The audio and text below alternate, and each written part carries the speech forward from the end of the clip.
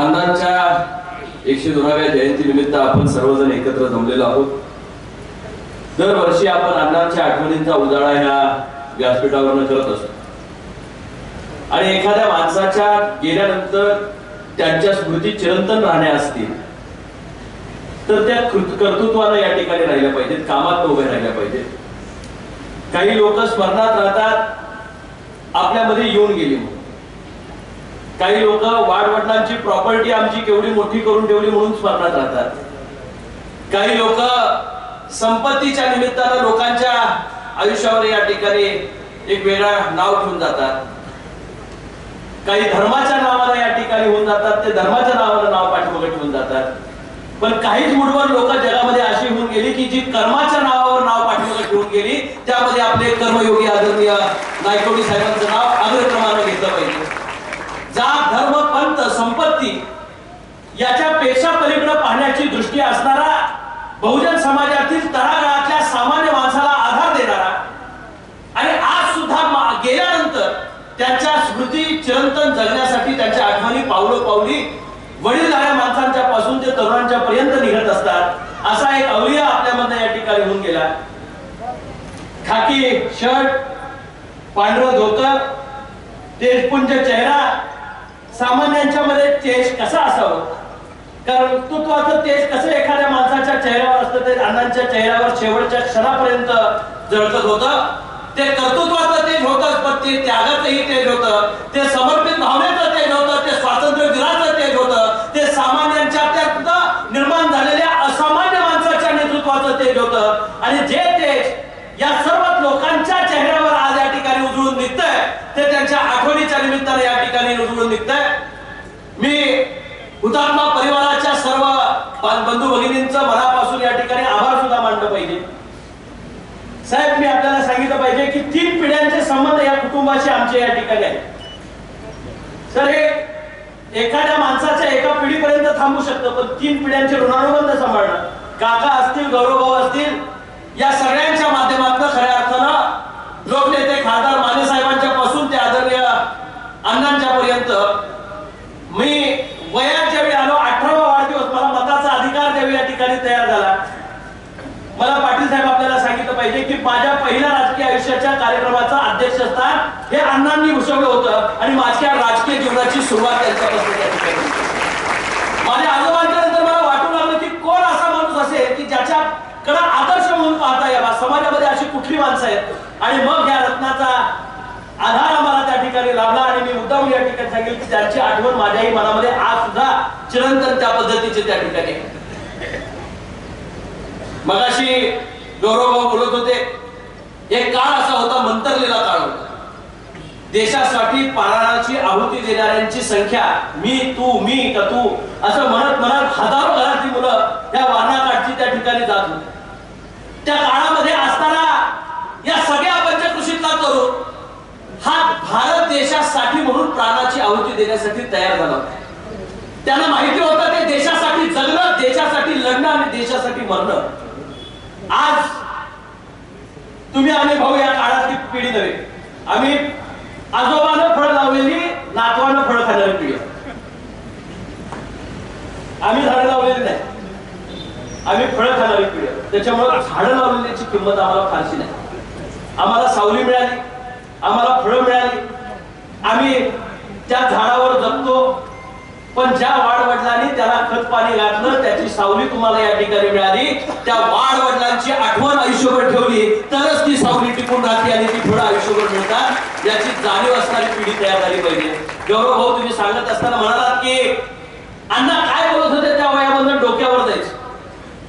खरं आपल्या वयाला ते काय या ठिकाणी कळायचं फार अवघड होतं। मला त्यावेळी त्या अण्णांचं भाषण रेकॉर्ड करून ठेवलं मी माझ्या वाढदिवसा दिवशी केलं, कारण जे जे त्या ठिकाणी ते बोलत होते त्यावेळी या ठिकाणी आम्हाला करण्याइतपत आमची बुद्धी नव्हती, पण ते आकलन व्हायला व्यवस्था लागती, वेळ लागती आणि मग आपण त्यातनं काय घेतो हे अत्यंत महत्वाचं आहे। काही लोक म्हणतात दृष्टी बदला, दृष्टिकोन बदलेल, किंवा दृष्टिकोन बदलला तर दृष्टी बदलेल। तुमच्यापैकी किती लोकांची दृष्टी बदलली मला माहित नाही, माझ्या लहान मुलांसाठी मला मुद्दाम या ठिकाणी सांगायचं, अण्णांनी अशा पद्धतीची दृष्टी निर्माण केली होती की ह्या कोंड्या माळावर त्यांनी अशा पद्धतीचे प्रकल्प उभा केले. आज साखर कारखानदारी असेल, विविध संस्था असतील, याच्या माध्यमातून सामान्य माणसाला बळ देण्याचं काम त्यावेळी अण्णांनी त्या काळामध्ये या ठिकाणी केलं. लोक चळवळीमध्ये काम करताना स्वातंत्र्य लढ्यानंतर धरणग्रस्तांचा मसीहा म्हणून अण्णा पुढे आले आणि त्यांनी या ठिकाणी ती दृष्टी, ती लढण्याची दृष्टी आपल्याला या ठिकाणी दिली. एखाद्या गावामध्ये एखादा कार्यक्रम असेल तर अनेक वेळा आपण या ठिकाणी त्याची उदाहरणं देऊन सांगतो की दृष्टी बदला, आणि बदलायची असेल तर तुम्ही दृष्टिकोन बदलला पाहिजे. एका गावामध्ये एक निबंध स्पर्धा होती, लहान मुलांची निबंध स्पर्धा. त्यांच्या शिक्षकांनी त्यांना सांगितलं की तुम्ही चोर ह्या विषयावर तुम्ही निबंध लिहून आणा आणि मला तुम्ही दुसऱ्या दिवशी आणून द्या. अशा पद्धतीच्या शिक्षकाने आदेश केले. मग चोर कसा वाईट असतो आणि चोरामुळे कशा पद्धतीचं नुकसान होतं असं अनेकांनी या ठिकाणी लिहून दिलं. पण एक पोरग हुशार होता, अति हुशार होतं, त्याची दूरदृष्टी होती. त्यानं लिहिला की चोर हा अर्थकारणाचा कणा आहे. कुठल्याही व्यवस्थेला आता पहिलाच त्याचा शब्द जो होता, चोर हा अर्थकारणाचा कणा आहे. शिक्षकाला सुद्धा कुतूहल वाटलं, म्हणजे हे सगळ्यांनी लिहिलं, चोराचा तोटा किती, हे कसं फायदा कसा लिहिलाय बघा. तर त्याने लिहिलं, चोर असल्यामुळे काय काय फायदे आहेत ते लक्षात घ्या. चोर असल्यामुळे घराला कंपाऊंड आहे, ते बांधण्यासाठी गवंडी लागतो, त्याला सिमेंट लागतं, त्याला रोजगार मिळतो. चोर असल्यामुळं कुलूप आहे, घराला कुलूप आहे, त्याच्यामुळे कुलूपाचा कारखाना असतो, त्याच्यामुळे चावी करणाऱ्याला जर चावी हरवली तर त्याला रोजगार मिळतो. चोर असल्यामुळं सीसीटीव्ही घरात बसायला लागले, म्हणजे जिथं टेक्नॉलॉजी आली तिथं कोणाला रोजगार मिळाला, त्यातनं अर्थकारण निर्माण झालं. चोर असल्यामुळे वॉचमन घरासमोर यायला लागला, त्याला पगार मिळायला लागला, त्याचं कुटुंब चालायला लागलं. चोर असल्यामुळे पोलीस निर्माण झाले, पोलिसांची व्यवस्था तयार झाली, त्यामुळं पोलीस त्या ठिकाणी काम करायला लागले, त्यांच्या गाड्या फिरायला लागल्या, त्याला डिझेल लागायला लागलं, पेट्रोल लागायला लागलं, त्यामुळे अर्थव्यवस्थेला चालना मिळाली. चोर असल्यामुळे वकिलांना रोजगार निर्माण झाला, वकिलांचं चालायला लागलं. त्यामुळं एका चोरामुळं जग सुद्धा तयार झाला. एका चोरामुळं केवढं काय काय होतंय हे एका पोरानं त्या ठिकाणी त्याच्या निबंधामध्ये सांगून ठेवलं. त्याच्या मास्तरानं सांगितलं होता, दृष्टिकोन बदला, दृष्टी बदलेल. त्यानं दृष्टिकोनच बदलून टाकला. कोणत्या बाबतीतली कशी दृष्टी ठेवावी, चांगल्या बाबतीतली आणि वाईटपणाचं सुद्धा कौतुक करता येतं. एखादी गोष्ट वाईट असेल समाजामध्ये तर त्याचं सुद्धा, हे उदाहरण मी तुम्हाला मुद्दाम सांगितलं की वाईट गोष्टीचं सुद्धा उदात्तीकरण केलं जातं, चांगल्या गोष्टीचं उदात्तीकरण करायला फार कमी पडतो. अण्णा समजून घ्यायला या ठिकाणी आपण कमी पडतोय. अण्णांचा स्वभाव समजून घ्यायला, त्यांचं व्यक्तिमत्व समजून घ्यायला, त्यांची व्यक्तिरेखा समजून घ्यायला फार या ठिकाणी आपल्याला अभ्यास करावा लागेल. त्यांच्या नखाची जरी सर आपल्या मुखावर आली तरी सुद्धा आपलं आयुष्य सार्थक लागेल. मी मुद्दाम या ठिकाणी सांगेन, निगेटिव्हिटीकडे ओढलं जाणारं वळ, निगेटिव्हिटीकडे मोबाईल प्रत्येकाच्या हातामध्ये, एडिक्शन झालंय मोबाईल. पोरगं खाताना सुद्धा ते कार्टून बघतंय, आई तोंडात काय घालते ते बघत नाही, ती चावत असते. पण कार्टून लावल्याशिवाय ते कार्टून जेवत नाही. तुम्ही बघा घरात पोरांच्या हातामध्ये कार्टून दिलंय आणि घराघरामध्ये आता जी काही पिढी तयार झालेली आहे ती नेमकी कशा, हे अण्णांची पुस्तकं दिली नाहीत आम्ही हातामध्ये, आम्ही शिवाजी महाराजांचे चरित्र दिलेलं नाही, आम्ही बाबासाहेब आंबेडकर समजावून सांगितलेलं नाही, आम्ही आपल्या देशाचा इतिहास समजून सांगितला नाही, आम्ही कार्टून तयार करायला. आणि हे जर कार्टूनचं चित्र बदलायचं झालं तर तुम्हाला काय त्या कवड्या वयाच्या हातामध्ये त्या ठिकाणी दिलं पाहिजे हे या ठिकाणी सांगितलं पाहिजे. कोविडचा काळ आला, कोविडच्या काळामध्ये पुस्तकाच्या ऐवजी हातामध्ये मोबाईल आला, कारण learn from home, work from home जसं आहे तसं लर्न फ्रॉम होम सुरू झालं. आता साहेब मोबाईल हातात येण्याशिवाय आई वडिलांच्या हातात काय लागलं आणि काय पोरं पोरगी बघते ते आमचं लक्षच नव्हतं. एडिक्शन इतकं झालंय, तुम्ही एखाद्या पोराच्या जेवताना हातात ना मोबाईल सहज काढून घ्या, बारक्या पोराच्या, ते आदळापट करते, बाबाला सुद्धा दोन लावते. ती हिंसक प्रवृत्ती वाटते, ते सोपं नाहीये. एखाद्याच्या कॅरेक्टर मधला जो बदल आहे ना तो त्या काळामध्ये या ठिकाणी लहान मुलांच्या मध्ये एम्बाईब व्हायला लागलाय. आणि मी तो जाणवतोय. आपल्या पिढीला घडवत असताना आपल्या पिढीसमोर काय उदाहरणं असली पाहिजे आणि काय सांगितलं पाहिजे याच्यासाठी म्हणून सुद्धा आपण या ठिकाणी प्रयत्न केले पाहिजेत. माझ्या लहान मित्र मैत्रिणींना या ठिकाणी सांगायचंय की तुमच्या समोर आयुष्य पडलंय, तुम्ही फार मोठ्या उंचीवर त्या ठिकाणी जाणार आहात. तुमच्या प्रत्येकाच्या क्षणाक्षणाचा वापर जर योग्य दृष्टीने या ठिकाणी केला, आपल्या भोवती असणाऱ्या सुद्धा स्वातंत्र्यवीरांच्या बसता देशातल्या असणाऱ्या प्रत्येक व्यवस्थेमध्ये तुम्ही आजपासून अभ्यास केला, जगामध्ये काय चाललंय याच्या बाबतीतला जर तुमचा अभ्यास झाला, मुली आहेत ना, मुलांच्या पेक्षा जास्त मार्क काढतात. तुम्ही बघा कुठलेही निकाल करू. मी एका मुलीला विचारलं की ताई तुझे इतके मार्क तुझ्या भावापेक्षा जास्त का? ती म्हणली माझ्या आईचं माझ्या भावावरती जरा जास्त प्रेम आहे. पण मला जर खऱ्या अर्थानं स्वतःच्या पायावर आणि जिद्दीवर उभा राहायचं झालं असेल आणि माझ्या आई वडिलांना जर माझ्यावर अभिमान वाटायचा असेल तर एक दिवस मी मुलापेक्षा सुद्धा उजवी आहे हे दाखवून देईन, याच्यासाठी म्हणून मी या ठिकाणी जिद्दीला लढतो. जिद्द मुला मुलींची एकमेकाच्या स्पर्धेमध्ये, मुला हे आपल्यासाठी एकसारखीच असली पाहिजे. मुलगा, मला एकच मुलगी आहे, मला 2 मुलं नाहीत, एकच मुलगी, तिकडं बी एकच मुलगी आहे. बऱ्याच कुटुंबामध्ये आता मुला मुलींचा हा फरक आणि भेदभाव त्या ठिकाणी. भाऊ तुम्हाला एक मुलगा एक मुलगी, तुम्ही समान नागरिक आहे. आयुष्याच्या प्रत्येक टप्प्यावर आपल्याला प्रत्येक वेळी कुठं ना कुठं तरी परमेश्वरी आशीर्वाद मिळत असतात आणि मुलांच्या रूपानं त्या ठिकाणी मिळतात.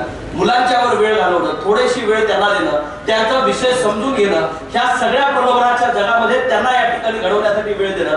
अण्णांनी लोभसपणे, अण्णा शेवटच्या घटकी जर कोणाशी बोलत असतील तर त्या मुलांशी संवाद साधत होते, सामान्य मुलांशी चर्चा करत होते, कारण त्यांना भविष्याची काळजी होती आणि भविष्य त्यांच्या हातात ते सोपवतायत याची त्यांना खबरदारी घ्यायची होती. त्यामुळे ज्या हातामध्ये आपण भविष्य सोपवतोय ते हात सक्षम झाले पाहिजेत याच्यासाठी म्हणून या ठिकाणी ते प्रयत्न करत होते.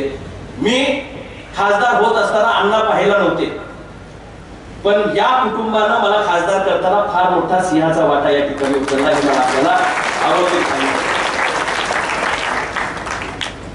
भाजप, शिवसेना, राष्ट्रवादी आणि आपली इकडची हे सगळे आमच्या बरोबरच होते, पण काही अज्ञात शक्ती सुद्धा माझ्या पाठीमागे होती. आणि मी नाव घेतलं तर अवघड स्टेटवर,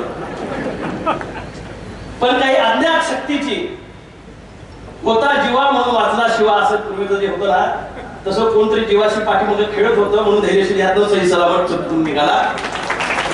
आणि ज्या अज्ञात शक्ती आहेत त्या सगळ्या एकत्र करण्याचा आपण व्यासपीठावर काम केलेलं आहे, त्याबद्दल मी काका आपल्या मनापासून आभार या निमित्तानं, कारण आभार मानायला सुद्धा वेळ मिळाला नव्हता.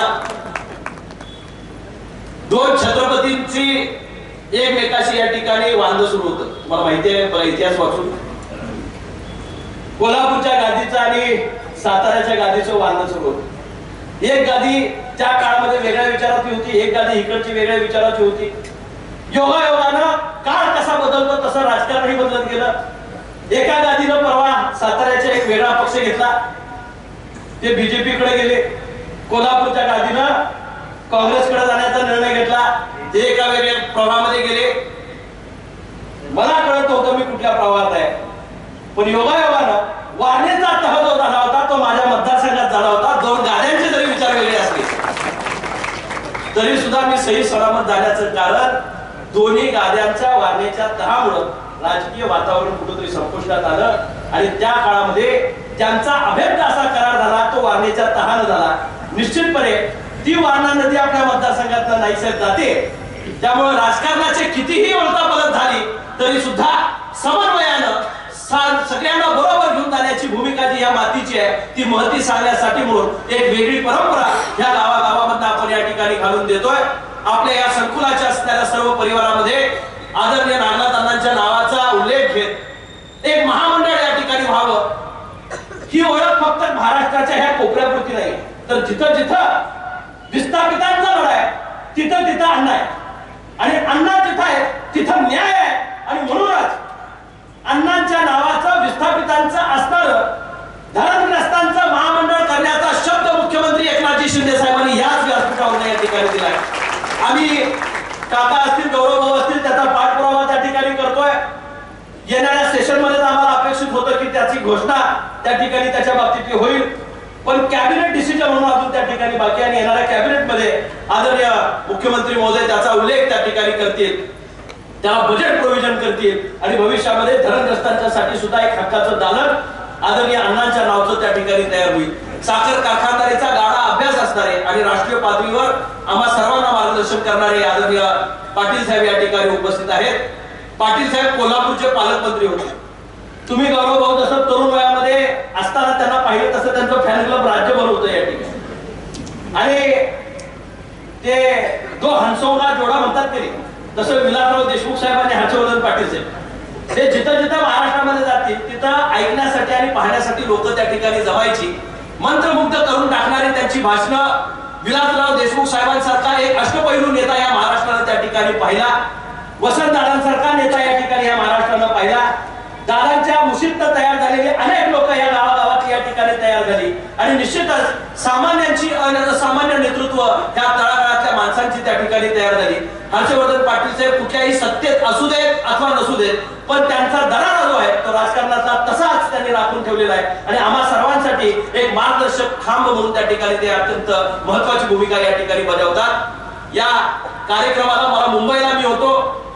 माझं विमान दुपारचं होतं. 1 वाजता इथं पोहोचणार होतं. मला काल काकांचा फोन आला, भाऊचा फोन आला, म्हणले विमानाच्या भानगडीत पडू नका, वातावरणात बदल कसा येऊ शकतो, जमिनीवर या. मी जमिनीवर आल्यामुळे तुमच्यापर्यंत पोहोचू शकतो. आणि जमिनीवर माणसं आणतात.